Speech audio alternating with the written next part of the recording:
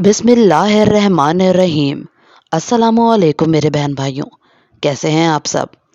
آج میں آپ کو غزوہ فتح مکہ رمضان سن 8 ہجری کا احوال بیان کروں گی۔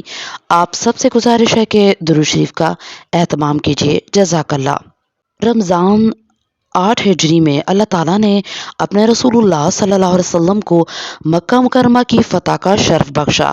یہ سب سے عظیم فتح تھی جس سے اللہ نے اپنے دین اور رسول اللہ صلی اللہ علیہ وسلم کو عزت بخشی، اپنے گھر اور اپنے شہر کو غلط ہاتھوں سے آزاد کیا۔ اس فتح پر آسمان والوں نے خوشی منائی اور کفار اللہ کے دین میں فوج در فوج داخل ہوئے۔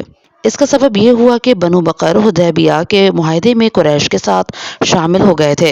ان کی بنو خزاعہ کے ساتھ دور جاہلیت سے خون ریزی اور کشاکش چلی آ رہی تھی، جس کی آگ اسلام کی آمد کے سبب وقتی طور پر بجھ گئی تھی۔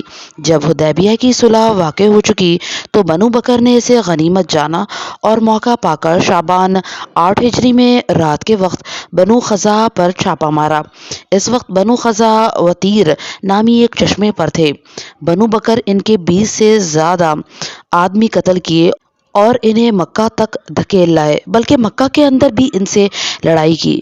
قریش نے بھی پس پردہ ہتھیاروں اور آدمیوں سے ان کی مدد کی۔ بنو خزاعہ چونکہ صلح حدیبیہ میں مسلمانوں کے ساتھ شامل ہو گئے تھے اور ان کے معتد افراد مسلمان بھی ہو چکے تھے، اس لیے انہوں نے رسول اللہ صلی اللہ علیہ وسلم کو اس واقعے کی اطلاع دی۔ آپ نے فرمایا، واللہ میں جس چیز سے اپنی حفاظت کرتا ہوں اس سے تمہاری بھی ضرور حفاظت کروں گا۔ ادھر قریش نے اپنی غلط کاری محسوس کی اور اس کے نتائج سے خوفزدہ ہوئے، اس لیے جھٹ ابو سفیان کو مدینہ بھیجا کہ وہ عہد کو پختہ کریں اور مدت اور بڑھا دیں۔ ابو سفیان مدینہ پہنچا تو اپنی صاحبزادی ام المومنین ام حبیبہ رضی اللہ تعالیٰ عنہ کے گھر آیا۔ جب رسول اللہ صلی اللہ علیہ وسلم کے بستر پر بیٹھنا چاہا تو انہوں نے بستر لپیٹ دیا۔ ابو سفیان نے کہا، بیٹی کیا تم نے اس بستر کو میرے لائق نہیں سمجھا یا مجھے اس بستر کے لائق نہیں سمجھا؟ انہوں نے کہا، یہ رسول اللہ صلی اللہ علیہ وسلم کا بستر ہے اور آپ ناپاک مشرک ہیں۔ ابو سفیان نے کہا، واللہ میرے بعد تمہیں شر پہنچ گیا ہے۔ پھر وہ رسول اللہ صلی اللہ علیہ وسلم کے پاس آیا اور آپ سے گفتگو کی۔ آپ نے کوئی جواب نہ دیا۔ پھر وہ حضرت ابو بکر صدیق رضی اللہ تعالیٰ عنہ کے پاس گیا کہ وہ رسول اللہ صلی اللہ علیہ وسلم سے بات کریں۔ انہوں نے کہا، میں نہیں کر سکتا۔ اس کے بعد وہ حضرت عمر رضی اللہ تعالیٰ عنہ کے پاس آیا، انہوں نے انکار کیا اور سخت بات کی۔ اس کے بعد حضرت علی رضی اللہ تعالیٰ عنہ کے پاس آیا، انہوں نے معذرت کی اور مشورہ دیا کہ وہ خود لوگوں کے درمیان امان کا اعلان کریں اور واپس چلا جائے۔ اس نے ایسا ہی کیا۔ ادھر رسول اللہ صلی اللہ علیہ وسلم نے غزوے کی تیاری شروع کر دی۔ صحابہ کو بھی اس کا حکم دیا اور مدینے کے گرد و پیش جو اعراب تھے انہیں بھی تیاری کے لیے کہا، لیکن خبر چھپائے رکھی اور دعا فرمائی کہ اے اللہ جاسوسوں اور خبروں کو قریش تک پہنچنے سے روک لے تاکہ ہم ان کے علاقے میں اچانک ان کے سروں پر پہنچ جائیں۔ مزید رازداری کے لیے آپ نے اوائل رمضان میں حضرت ابو قتادہ رضی اللہ تعالیٰ عنہ کو مدینے سے 36 میل دور بطن عظم کی طرف روانہ فرمایا تاکہ سمجھنے والا یہ سمجھے کہ آپ اسی علاقے کا رخ کریں گے۔ ادھر حضرت حاطب بن ابی بلتع رضی اللہ تعالیٰ عنہ نے قریش کو ایک رقع لکھ کر یہ اطلاع بھیجی کہ رسول اللہ صلی اللہ علیہ وسلم حملہ کرنے والے ہیں۔ انہوں نے یہ رقع ایک عورت کو دیا اور اسے قریش تک پہنچانے پر معاوضہ رکھا۔ رسول اللہ صلی اللہ علیہ وسلم کے پاس آسمان سے خبر آئی اور آپ نے حضرت علی، حضرت مقداد، حضرت زبیر، حضرت ابو مرثد غنوی رضی اللہ تعالیٰ عنہ کو یہ کہہ کر بھیجا کہ روضہ خاک جاؤ، وہاں ایک ہودج نشین عورت ہوگی جس کے پاس ایک راکا ہوگا، وہ اس سے لے لینا۔ انہوں نے جا کر راکا طلب کیا۔ عورت نے کہا، میرے پاس کوئی رقع نہیں۔ ان لوگوں نے کہا، یا تو رقع نکالو یا ہم تمہیں ننگا کر دیں گے۔ اس پر اس نے اپنے جوڑے سے رقع نکالا۔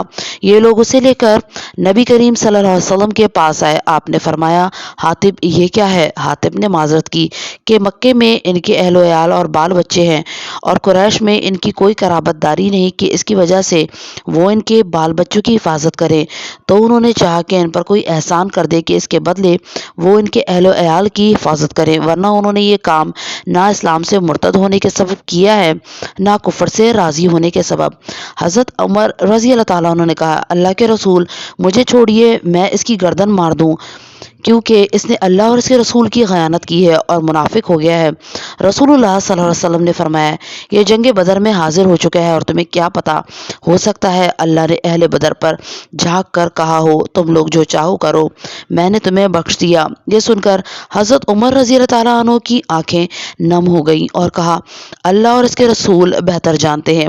مکے کی راہ میں 10 رمضان سن 8 ہجری کو رسول اللہ صلی اللہ علیہ وسلم نے مدینہ چھوڑ کر مکے کا رخ کیا۔ آپ کے ساتھ 10,000 صحابہ کرام تھے۔ مدینے پر بطور منتظم ابو رحم غفاری رضی اللہ تعالیٰ عنہ کا تقرر فرمایا۔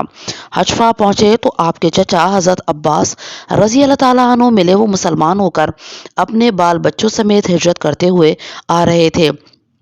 ابوا میں آپ کے چچیرے بھائی ابو سفیان بن حارث اور پھپھی زاد بھائی عبداللہ بن ابی امیہ ملے۔ آپ نے ان دونوں سے منہ پھیر لیا کیونکہ یہ دونوں آپ کو سخت اذیت پہنچاتے اور ہجوم کرتے رہے تھے۔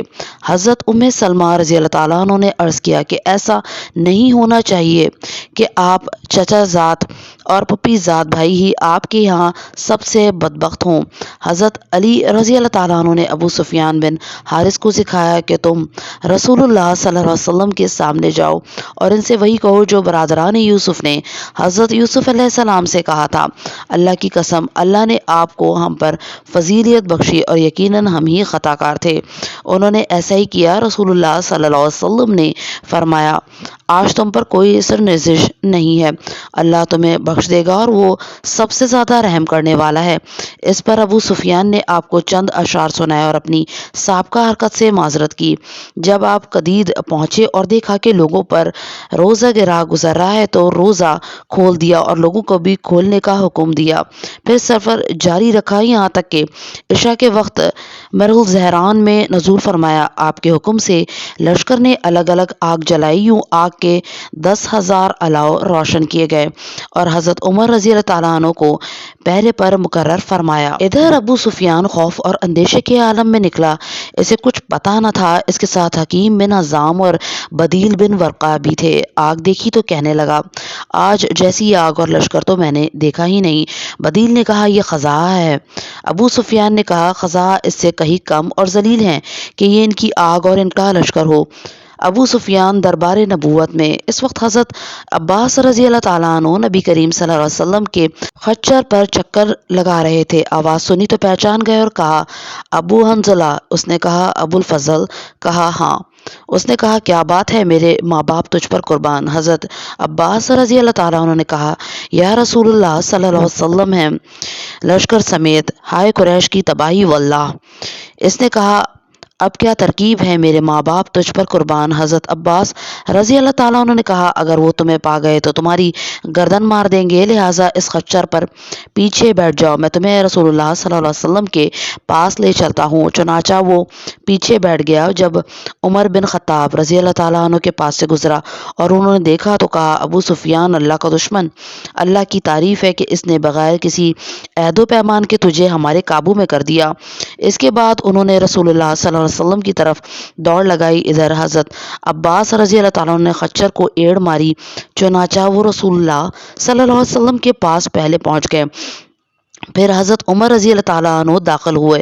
انہوں نے پہنچتے ہی آپ سے ابو سفیان کی گردن مارنے کی اجازت چاہی۔ حضرت عباس رضی اللہ تعالیٰ عنہ نے کہا میں نے اسے پناہ دے رکھی ہے، اور رسول اللہ صلی اللہ علیہ وسلم کا سر مبارک پکڑ لیا اور کہا آج رات میرے سوا کوئی اور آپ سے سرگوشی نہ کرے گا۔ حضرت عمر رضی اللہ تعالیٰ عنہ نے بار بار اجازت چاہی لیکن رسول اللہ صلی اللہ علیہ وسلم خاموش رہے۔ پھر حضرت عباس رضی اللہ تعالیٰ عنہ سے کہا اسے اپنے ڈیرے پر لے جاؤ، صبح میرے پاس لے آنا۔ پھر جب صبح خدمت نبوی میں حاضر کیا تو آپ نے فرمایا ابو سفیان تم پر افسوس، کیا اب بھی تمہارے لیے وقت نہیں آیا کہ تم جان سکو کہ اللہ کے سوا کوئی اللہ نہیں؟ ابو سفیان نے کہا میرے ماں باپ آپ پر فدا، آپ کتنے بردبار، کتنے کریم اور کتنے خوش پرور ہیں۔ اگر اللہ کے ساتھ کوئی اللہ ہوتا تو اب تک تو میرے کچھ کام آیا ہوتا۔ آپ نے فرمایا ابو سفیان تم پر افسوس، کیا اب بھی وقت نہیں آیا کہ تم جان سکو کہ میں اللہ کا رسول ہوں۔ ابو سفیان نے کہا، اس بات کے متعلق تو اب بھی دل میں کچھ نہ کچھ کھٹک ہے۔ اس پر حضرت عباس رضی اللہ تعالیٰ عنہ نے کہا، اس سے پہلے کہ تمہاری گردن ماری جائے اسلام لاؤ۔ چنانچہ ابو سفیان مسلمان ہو گیا اور حق کی شہادت دی۔ حضرت عباس رضی اللہ تعالیٰ عنہ نے کہا، اے اللہ کے رسول، ابو سفیان اعزاز پسند ہے، اسے کوئی اعزاز دے دیجیے۔ آپ نے فرمایا، ہاں، جو ابو سفیان کے گھر میں گھس جائے اسے امان ہے، اور جو اپنا دروازہ اندر سے بند کر لے اسے امان ہے، اور جو مسجد حرام میں داخل ہو جائے اسے امان ہے۔ مکہ مکرمہ میں رسول اللہ صلی اللہ علیہ وسلم کا داخلہ۔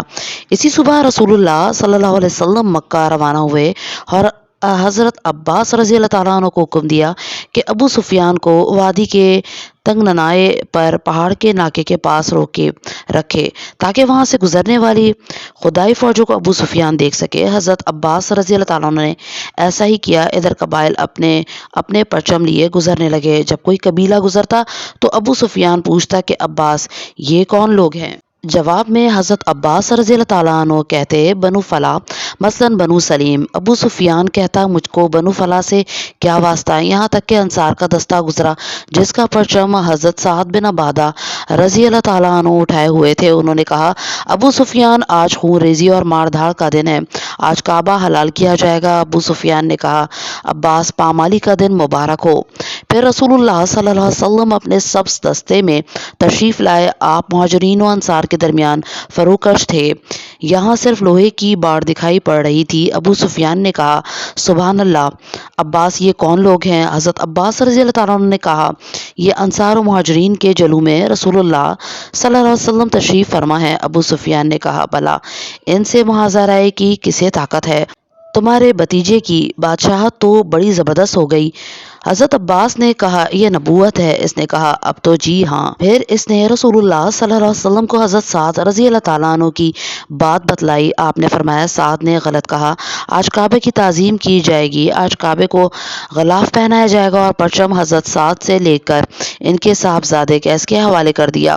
نبی کریم صلی اللہ علیہ وسلم کے گزرنے کے بعد ابو سفیان تیزی سے مکہ پہنچا اور نہایت بلند آواز سے پکارا، قریش کے لوگوں، یہ محمد ہے، تمہارے پاس اتنا بڑا لشکر لے کر آئے ہیں کہ مقابلے کی تاب نہیں، لہٰذا جو ابو سفیان کے گھر میں داخل ہو جائے اسے امان ہے۔ لوگوں نے کہا، تجھ پر اللہ کی لعنت، تیرا گھر ہمارے کتنے آدمیوں کے کام آ سکتا ہے؟ ابو سفیان نے کہا، اور جو اپنا دروازہ اندر سے بند کر لے اسے بھی امان ہے، اور جو مسجد حرام میں داخل ہو جائے اسے بھی امان ہے۔ یہ سن کر لوگ تیزی سے اپنے اپنے گھروں اور مسجد حرام کی طرف بھاگے۔ جب رسول اللہ صلی اللہ علیہ وسلم ذی طوٰ پہنچے تو میسرہ کے سالار حضرت خالد بن ولید کو حکم دیا کہ وہ قدی کے راستے مکہ میں زیر حصے سے داخل ہوں، اور کوئی آڑے آئے تو اسے کاٹ کر رکھ دیں، یہاں تک کہ صفا پر آپ صلی اللہ علیہ وسلم سے آ ملیں۔ اور میں مینا کے قائد اور رسول اللہ صلی اللہ علیہ وسلم کے علم بردار حضرت زبیر رضی اللہ تعالیٰ عنہ کو حکم دیا کہ وہ قدا کے راستے بالائی حصے سے مکے میں داخل ہوں اور ہجون میں آپ کا پرچم گاڑ دیں، نیز رسول اللہ صلی اللہ علیہ وسلم کی آمد تک وہیں ٹھہرے رہیں۔ جبکہ پیادہ اور بے ہتھیار لوگوں کے قائد حضرت ابو عبیدہ رضی اللہ تعالیٰ عنہ کو حکم دیا کہ وہ بطن وادی کا راستہ پکڑیں اور مکے میں رسول اللہ صلی اللہ علیہ وسلم سے آگے اتریں۔ اس موقع پر قریش نے خندمہ میں کچھ اوباشوں کو جمع کیا، کہا کہ اگر انہیں کچھ کامیابی ہوئی تو ان کے ساتھ ہو رہیں گے، ورنہ جو کچھ مطالبہ کیا جائے گا منظور کر لیں گے۔ جب حضرت خالد رضی اللہ تعالیٰ عنہ ان کے پاس سے گزرے تو ایک معمولی سی جھڑپ میں ان کے 12 آدمیوں کو کاٹ ڈالا اور باقی بھاگ کھڑے ہوئے۔ اس کے بعد حضرت خالد رضی اللہ تعالیٰ عنہ مکے کے گلی کوچوں کو رونتے ہوئے کوہ صفا پر رسول اللہ صلی اللہ علیہ وسلم سے جا ملے، البتہ ان کے دستے کی 2 آدمی راستے بھٹک کر لشکر سے بچھڑ گئے اور مارے گئے۔ ادھر حضرت زبیر رضی اللہ تعالیٰ عنہ نے ہجون میں مسجد فتح کے پاس جھنڈا گاڑا اور خیمہ نصب کیا جس میں حضرت ام سلمہ اور حضرت میمونہ رضی اللہ تعالیٰ عنہ نے قیام کیا اور وہیں ٹھہرے رہے یہاں تک کہ رسول اللہ صلی اللہ علیہ وسلم تشریف لائے۔ تھوڑی دیر استراحت فرمایا، پھر آگے بڑھے۔ اس وقت حضرت ابو بکر صدیق رضی اللہ تعالیٰ عنہ آپ کے ہمراہ تھے اور باتیں کر رہے تھے۔ پھر آپ سورہ فاتحہ کی تلاوت کرتے ہوئے مہاجرین و انصار کے جلو میں مسجد حرام کے اندر داخل ہوئے، حجر اسود کو چوما اور بیت اللہ کا طواف کیا۔ آپ حالت احرام میں نہ تھے۔ اس وقت بیت اللہ کے گرد 360 بت تھے۔ آپ ایک لکڑی سے جو آپ کے ہاتھ میں تھی انہیں کچوکے لگاتے جا رہے تھے اور فرماتے جا رہے تھے، حق آ گیا اور باطل چلا گیا، یقیناً باطل جانے ہی والا ہے۔ حق آ گیا اور باطل کی چلت پھرت ختم ہو گئی۔ اس ضرب سے بت اپنے چہروں کے بل گرتے جا رہے تھے۔ غزوہ فتح مکہ کا بقیہ حصہ آپ آگے ملاحظہ فرمائیں گے۔ صلی اللہ علیہ وآلہ وسلم۔